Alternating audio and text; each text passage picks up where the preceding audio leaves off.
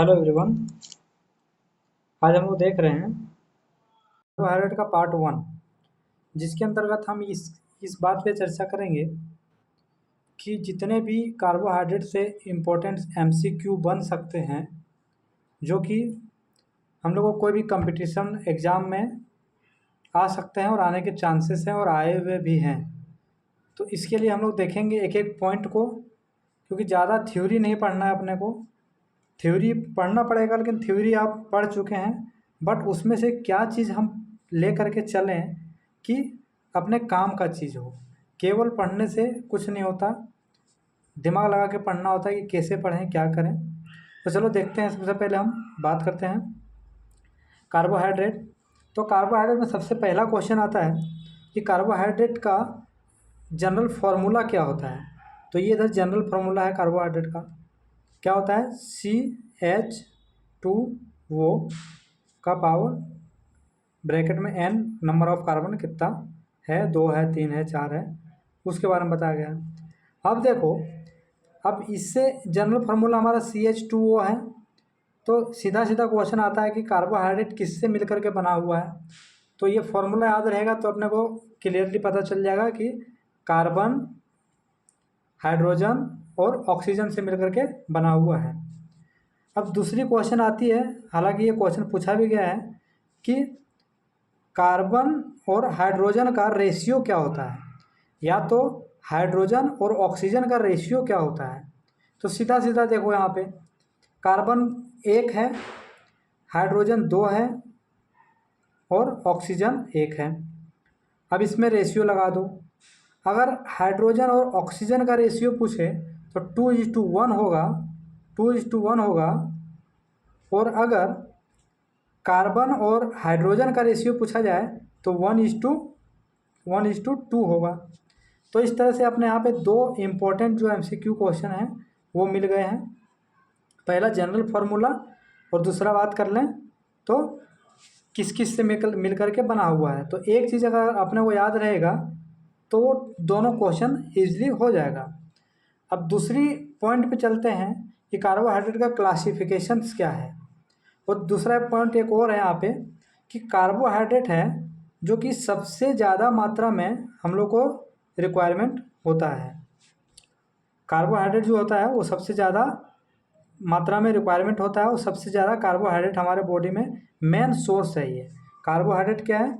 Carbohydrate हमारा energy का main source है। अगर यहाँ पे ऑप्शन में दिया रहेगा कि सबसे मेन सोर्स कौन सा है हमारे बॉडी के लिए, तो उसका आंसर आएगा कार्बोहाइड्रेट, ना कि प्रोटीन और ना ही, क्योंकि सबसे ज़्यादा रिक्वायरमेंट हमारा, सबसे ज़्यादा जो सबसे प्राइमरी जो हम लोग को मिलता है एनर्जी, वो सबसे पहले किससे मिलता है? ग्लूकोज से मिलता है।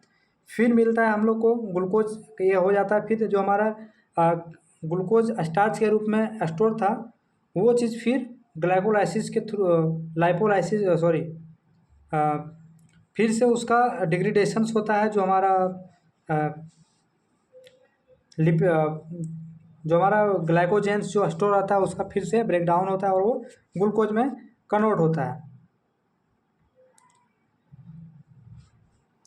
जिसको हम लोग बोलते हैं ग्लाइकोजिनोलाइसिस। ठीक है, तो ये पॉइंट अलग था, यहाँ से, यहाँ का पॉइंट नहीं था, उसको आगे चल के देखेंगे डिटेल से। बट मेन सोर्स कौन सा है? हमारा कार्बोहाइड्रेट। तो हमारे पास यहाँ से 1 पॉइंट, 2 पॉइंट और 3 पॉइंट यहाँ से निकल के आ गया। तो इसको आप नोट्स कर सकते हैं। एकदम ईजी से पढ़ेंगे, पूरा एक एक चीज़ को कवर करते हुए चलेंगे, कुछ भी नहीं छूटेगा इसमें, इतना मेरा गारंटी है, अगर पूरा सीरीज़ को आप देखेंगे तो। अब हम लोग क्लासिफिकेशंस पे चलते हैं। तो क्लासिफिकेशंस में क्या है?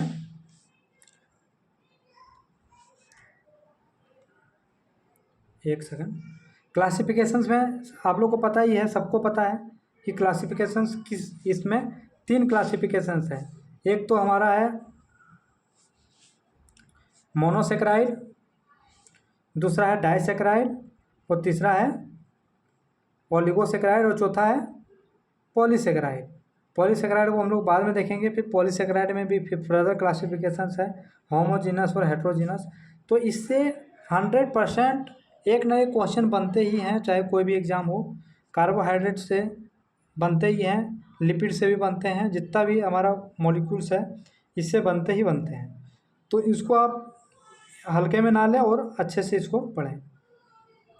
अब बिल्कुल पॉइंट टू पॉइंट, ना तो ज़्यादा थ्योरी मेरे पास है और ना ही ज़्यादा खिचड़ पिचड़ है, बस सिंपल सा है, पॉइंट टू पॉइंट मैंने इसको उठाया है। तो देखिए, अब हम लोग बात करेंगे मोनोसेक्राइड की।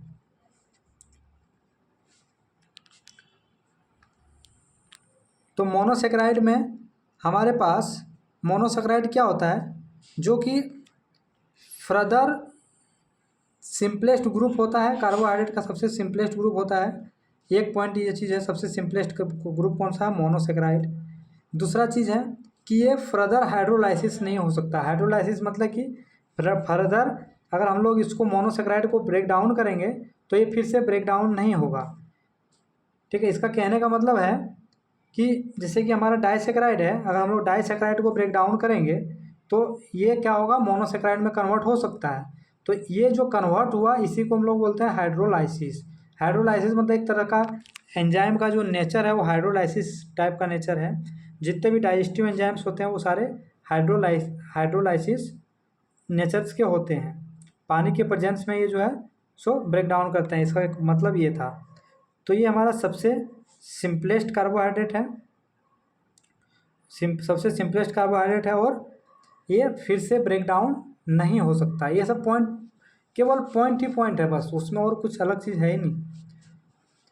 अब नेक्स्ट चलते हैं, मैंने ये फॉर्मूला तो बता ही दिया है। अब कार्बोहाइड्रेट का भी क्लासिफिकेशन है अपने पास, कार्बोहाइड्रेट का भी फर्दर क्लासिफिकेशन है। तो इसको किस बेस पे किया गया है, इसको क्लासिफिकेशंस किया है एक अल्डोज और एक कीटोज के बेस पे। कार्बोहाइड्रेट में अगर लास्ट में कीटोज ग्रुप लगा हुआ है तो उसको हम लोग बोल देंगे कीटोज का मोनोसेक्राइड, और जिसमें अल्डोज ग्रुप लगा हुआ है उसको हम लोग बोलते हैं अल्डोज मोनोसेक्राइड। ये चीज़ आप ध्यान से देखना क्योंकि ज़्यादातर क्वेश्चन यहीं से आते हैं। अब अगर मोनोसेक्राइड में अगर 3 कार्बन है तो उसको हम लोग बोलते हैं ट्रायोज। अगर 4 कार्बन का मोनोसेक्राइड है तो उसको हम लोग टेट्रोज बोलते हैं। 5 कार्बन को पेंटोज बोलते हैं और 6 कार्बन को हेक्सोज बोलते हैं। तो इसके एग्जाम्पल को अपने को याद रखना है। अब बात करेंगे हम लोग ट्रायोज में। तो ट्रायोज में मैंने 2 चीज़ बताया था, एक क्या बताया था, अल्डोज, और एक बताया था कीटोज। तो अल्डोज में देखो, अल्डोज में 3 कार्बन को, जो 3 कार्बन रहेगा उसका जो एग्जाम्पल रहेगा वो क्या होगा, ग्लिसरॉल्डिहाइड। ग्लिसरॉल्डिहाइड कैसे है, तो देखो हमारा ग्लिसरॉल्डिहाइड कहाँ पे यूज होता है, ग्लिसरॉल्डिहाइड कहाँ पे यूज होता है, हमारा जो ग्लिसरॉल प्लस फैटी एसिड जो बनता है वहाँ से आप अगर देखने की कोरिलेट करने की कोशिश करें तो ग्लिसरॉल जो होता है वो 3 कार्बन का होता है और इसमें 3 कार्बन का होता है और इसमें 3 फैटी एसिड जो है सो जुड़ा हुआ होता है, 3 फैटी एसिड जुड़ा हुआ होता है। ठीक है, तो ये जो 3 कार्बन का जो हम लोगों ने अभी आगे चल के पढ़ेंगे तो यहीं से ग्लिसरॉल्डिहाइड में अपने याद करने के लिए कोरिलेट कर लिए कि ग्लिसरॉल्डिहाइड क्या है, ट्रायोज है। और इसी में कीटोज में कौन सा आएगा, तो डाइहाइड्रोक्स एसीटोन।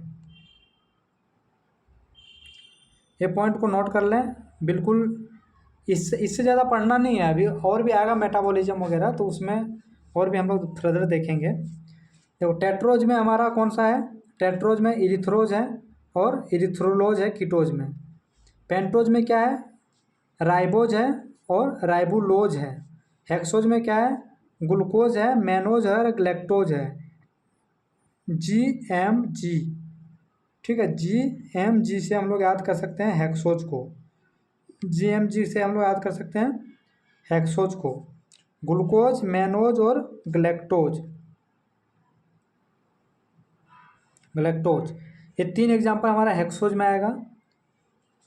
और अल्डोज में हमारा एक आएगा फ्रक्टोज। ठीक है, फ्रक्टोज हम कीटोज में आएगा हमारा फ्रक्टोज। तो फ्रक्टोज को हम लोग कैसे याद रख सकते हैं कि ये हमारा कीटोज में है कि अल्डोज में है। तो देखिए हमारा ये के बाद हमारा सब ए के बाद सबसे पहले कौन सा आता है, जी। उसके बाद जी के बाद क्या आता है, जी के बाद आता है, जी से पहले आता है एफ, ठीक है, और के आता है। तो इसको अपन लिख लो और अल्टरनेट में इसको डाल दो, इसका अल्टरनेट ये और इसका अल्टरनेट ये। तो ये चीज़ हो गया। चाहे और दूसरा तरीके से याद रख सकते हैं, बहुत कन्फ्यूजन होता है कि अल्डोज में कौन सा है और कीटोज में कौन सा है, ठीक है। फ्रक्टोज ग्लूकोज हमारा अल्डोज है कि फ्रक्टोज है, ग्लूकोज हमारा अल्डोज है कि कीटोज है, उसमें बहुत कन्फ्यूजन होता है। तो कुछ आप कोरिलेट कर सकते हैं, जैसे ग्लूकोज को एक और कोरिलेशन अपन बनाते हैं ग्लूकोज के लिए। तो अल्डोज के बाद हमारा एक होता है अल्डोज और एक होता है कीटोज। तो अल्डोज के बाद हमारा सबसे पहले कौन सा आ रहा है, ग्लूकोज। नहीं, इस तरह से ये नहीं बन सकता है, इसको अपन दूसरे तरीके से बनाते हैं। दूसरे तरीके से कैसे बना सकते हैं, फ्रक्टोज और कीटोज। देखो इसमें लाइनिंग का ज़्यादा उपयोग किया गया है। कैसे भी आप कोरिलेट कर सकते हो, इसको आप कैसे भी याद रख सकते हो, इसमें कुछ ऐसा नहीं है। मैं बता रहा हूँ कि पढ़ना कैसे है। फिर हम लोग नेक्स्ट पे चलते हैं। ये पूरा हमारे लिए बहुत ही इम्पोर्टेंट है, ये चीज़ हमारे लिए बहुत ही इम्पोर्टेंट है, इतना सारा, इससे क्वेश्चन बहुत ज़्यादा बनते हैं, तो इसको आप ध्यान में रखें। उसके बाद आता है डाइसैकेराइड। तो डाइसैकेराइड का जनरल फार्मूला आपको सबसे पहले याद रखना है, जनरल फार्मूला सबसे पहले याद रखना है। जैसे जनरल फार्मूला याद करने के लिए देखो, हम लोग मोनोसैकेराइड के लिए क्या पढ़े थे, CN, ठीक है, C कार्बन का जितना होगा CnH2O, ठीक है, और हम लोग सीधा पढ़े थे CH2O, ठीक है, इसका हमें मोनोसैकेराइड का था, CH2ON था, कितना भी हो सकता है। और इसीलिए डाइसैकेराइड में क्या करो, N1, ये हमारा डाइसैकेराइड है। और ओलिगोसैकेराइड में क्या हो जाएगा, N2। तो हम लोग जीरो से स्टार्ट करो। मोनोसैकेराइड में एन के बाद कुछ नहीं लगा रहेगा तो मोनोसैकेराइड हो गया, और एन के बाद अगर 1 लगा है तो हमारा डाइसैकेराइड हो गया, और 2 लगा है तो ओलिगोसैकेराइड, और 2 से ज़्यादा लगा है तो हमारा पॉलीसैकेराइड। तो ये फार्मूला अपन को याद कर लिया अपन ने। दूसरा क्या याद करेंगे कि हमारा डाइसैकेराइड 3 प्रकार का होता है, जिसमें 2 मॉलिक्यूल्स ऑफ मोनोसैकेराइड मिलकर के बने हुए होते हैं। जैसे कि उसमें मैंने क्या पढ़ा था अपन ने कि ग्लूकोज का जो 6 कार्बन है, मान लो ये ग्लूकोज का जो 6 कार्बन है, ये ग्लूकोज का 6 कार्बन है, ये अपना 6 कार्बन है। अब इसके अंदर हम लोग 6 कार्बन और अगर जोड़ दें, ये पूरा एक मॉलिक्यूल्स है और एक पूरा एक मॉलिक्यूल्स है, इसको जोड़ दें तो इसको हम लोग बोलते हैं डाइसैकेराइड। डाइसैकेराइड, ठीक है, डाइसैकेराइड बोलेंगे। अब चलते हैं इसका लैक्टोज। लैक्टोज हमारा क्या है, लैक्टोज है ग्लूकोज प्लस ग्लैक्टोज। देखो लैक्टोज को कैसे याद रखना है, तो देखो यहाँ से देखो अपना लैक्टोज यहाँ पे आ गया और यहाँ पे भी लैक्टोज है, ठीक है। तीनों में ग्लूकोज तो कॉमन है, लेकिन लैक्टोज किससे मिलकर के बना हुआ है, तो ग्लूकोज प्लस ग्लैक्टोज। कैसे याद रखा अपन ने, इसका कॉमन वर्ड अपन ने देख लिया कि इसके बीच में लास्ट में इसको अगर GA को छोड़ दो तो सेम टू सेम लैक्टोज लिखा हुआ है, ठीक है। तो इस तरह से याद करो। सुक्रोज के लिए अभी आप छोड़ दो, इसको अभी बताता हूँ। माल्टोज के लिए हम लोग कैसे याद रखेंगे, माल्टोज मतलब क्या होता है, माल्ट मतलब कि जो हमारा लार्वा होता है उसके अंदर माल्टोज पाया जाता है, और हम लोग को लार्वा जो है वो बहुत ही ज़रूरी होता है हमारे डाइजेशंस के लिए। तो उसमें ये अपने पाया जाता है, स्टार्च वगैरह का डाइजेशंस होता है। तो माल्टोज, ग्लूकोज प्लस ग्लूकोज हो गया तो ये माल्टोज हो गया। सुक्रोज में है क्या, सुक्रोज में क्या है, ग्लूकोज प्लस फ्रक्टोज हो गया तो हमारा हो गया सुक्रोज, ग्लूकोज प्लस फ्रक्टोज में सुक्रोज।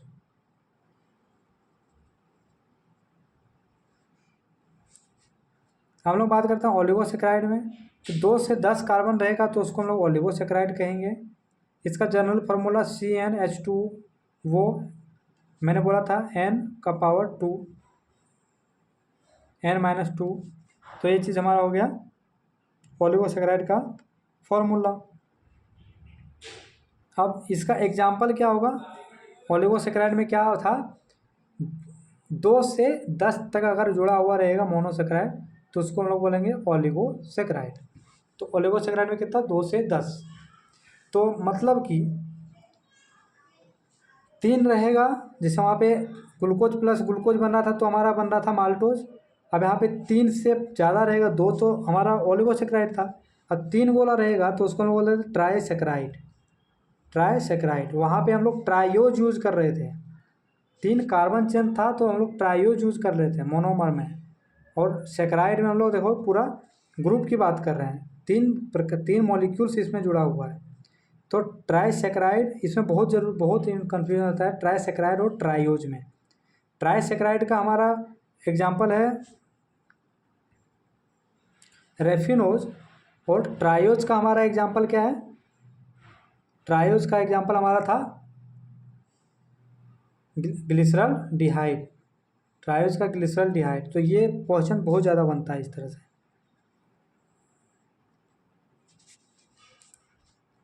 टेट्रासेक्राइड में क्या आएगा, 4 मॉलिक्यूल्स रहेगा, मोनोसेक्राइड 4 रहेगा तो टेट्रासेक्राइड। तो टेट्रा में अस्टेकायोज, टेट्रा में क्या रहेगा, अस्टेकायोज, इसमें रेफिनोज और इसमें वर्बिस्कोज। बस अपने को 5 तक याद रखना, पेंटासेक्राइड तक याद रखना। तो इसमें इसका कॉम्पोजिशन भले ही नहीं याद हो तो कोई दिक्कत नहीं है, इतना ही पूछता है। लेकिन इसका हमारा ट्राइसेक्राइड का कौन सा एग्जाम्पल है, टेट्रासेक्राइड का कौन सा एग्जाम्पल है, पेंटासेक्राइड का कौन सा एग्जाम्पल है। ट्राइसेक्राइड का हमारा वर्बिस्कोज है, सॉरी ट्राइसेक्राइड का हमारा रेफिनोज है, और हमारा टेट्रासेक्राइड का अस्टेकायोज है, और पेंटासेक्राइड का वर्बिस्कोज है। तो इतना याद रखना है। हम लोग पॉलीसेक्राइड को अब नेक्स्ट वीडियो में देखेंगे। पॉलीसेक्राइड में कुछ नहीं है, पॉलीसेक्राइड में अगर देख लेते हैं यहाँ पे 10 से ज़्यादा अगर पॉलीसेक्राइड है तो उसको हम लोग बोलेंगे, 10 से ज़्यादा अगर मोनोसेक्राइड है तो उसको हम लोग बोलेंगे पॉलीसेक्राइड। ठीक है, इसका फॉर्मूला क्या आता है पॉलीसेक्राइड का, C6H10O6। ये क्वेश्चन पूछा भी गया है, ये C6H10O6 ये क्वेश्चन हमारा एग्जाम में अभी पिछला जो शायद ग्रुप 5 हुआ था 2023 का, उसमें पूछा भी गया था। इसमें क्या होगा, अगर एक पॉलीसेक्राइड को हम लोग अगर हाइड्रोलाइसिस करेंगे तो बहुत सारे मोनोसेक्राइड प्राप्त होंगे। इसका कहने का मतलब यही है।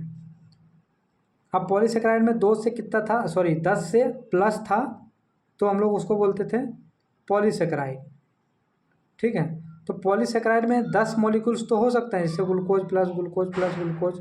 अगर glucose plus glucose plus glucose 10 से ज़्यादा हो गया तो उसको हम लोग बोल देते हैं होमोपॉलीसेक्राइड, मतलब एक ही चीज़ से मिलकर के बना हुआ है।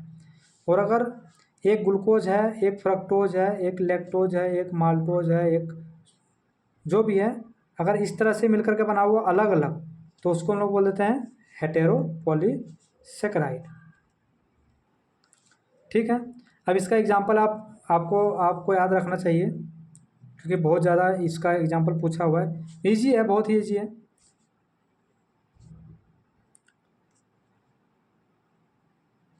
बहुत ही ईजी है। देखो, केवल हम लोग को हेटेरोपॉलीसेक्राइड याद रखना है। हेटेरो से एच से हेटेरो में हेपेरिन आएगा, हेपेरिन आएगा,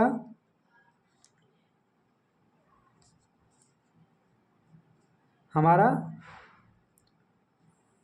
कॉन्ड्रियोटिन सल्फेट और हेपेरिन, ये जो हमारा दोनों है ये हमारा हेटेरोपॉलीसेक्राइड है। मतलब हेपेरिन जो है क्या है, हेपेरिन किसके कहाँ पे पढ़े थे अपन ने, तो हेपेरिन हम लोग पढ़े थे नेचुरल एंटीकोगुलेंट, नेचुरल एंटीकोगुलेंट। और इसका हम लोग यूज़ किस में करते हैं, हेपेरिन का। तो हेपेरिन का हम लोग यूज़ करते हैं ABG blood analysis, ABG blood gas analysis में हेपेरिन को यूज़ करते हैं, हेपेरिन एंटीकोगुलेंट को यूज़ करते हैं। जनरली हम लोग हेपेरिन को इसलिए मोस्टली में नहीं यूज़ करते हैं क्योंकि बहुत ज़्यादा कॉस्टली होता है ये, इसके लिए जनरली हम लोग यूज़ नहीं करते हैं। तो कुछ स्पेशल जो केसेस होते हैं उसके अंदर हम लोग हेपेरिन का यूज़ करते हैं।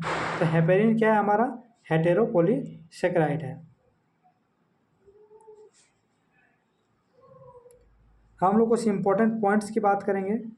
तो इम्पोर्टेंट पॉइंट्स में ये क्वेश्चन, हाँ ये क्वेश्चन अभी हमारा फरीदाबाद यूनिवर्सिटी का जो पेपर हुआ था उसमें पूछा गया था, ईपीमर्स किसको बोलते हैं। ठीक है, ईपीमर्स पूछा गया था, ईपीमर्स किसको बोलते हैं। तो देखो, two monosaccharide differ from each other and other configurations around the single carbon than the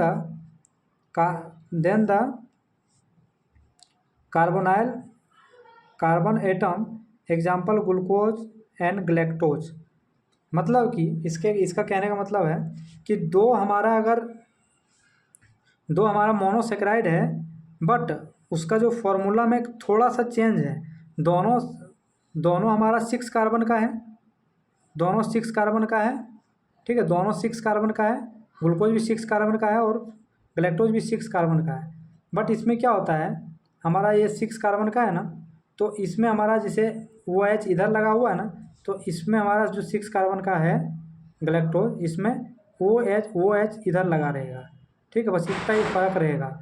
मतलब कि केवल उसका स्ट्रक्चर फार्मूला में अगर चेंज होगा, स्ट्रक्चर में चेंज होगा, फार्मूला नहीं, स्ट्रक्चर में चेंज होगा, तो उसको हम लोग बोलते हैं ईपीमर्स। ठीक है, स्ट्रक्चर फार्मूला नहीं, दोनों का फार्मूला सेम है, C6H12O6, ग्लूकोज का भी वही फार्मूला और ग्लैक्टोज का भी वही है। लेकिन क्या है, इसका केवल फार्मूला का जो सीक्वेंस है वो चेंज है, तो उसको हम लोग बोलते हैं ईपीमर्स। ठीक है, एनोमर्स किसको बोलते हैं, तो एनोमर्स किसको बोलते हैं, they are differ from around carbonyl carbon.